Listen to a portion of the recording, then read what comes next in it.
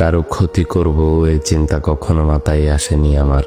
অথচ কত মানুষ আমার ক্ষতি করার আশায় প্রহর গুনছে তার ঠিক নেই। তবে তারা ঠিকই আমার জীবনের একটা অবিচ্ছেদ্য অংশ জুড়েই বিচরণ করছে। ক্ষতি হবে এটা জানার পরও আমি তাদের আপন ভেবে কাছে টেনে নিই।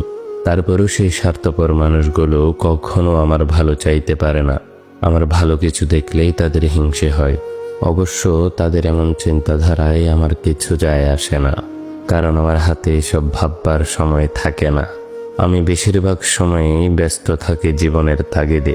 তাদের মতো অত প্যাচকুচ আমার মস্তিষ্ক নিতে পারে না, কারণ আমি খুবই সাধারণ চিত্তের সাদামাটা মনের একজন মানুষ। অল্পতেই মিশে যেতে পারি সবার সাথে।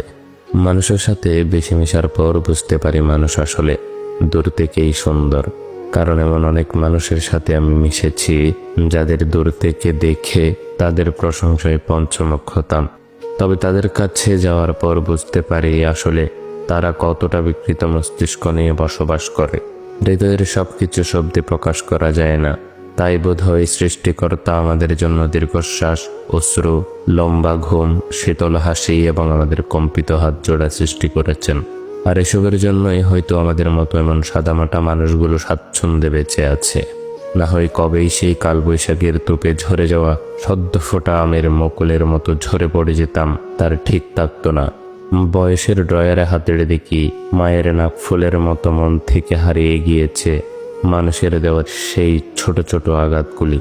কারণ সেসব মনে থাকলে কি আর সবার সাথে মিশে থাকা যায়?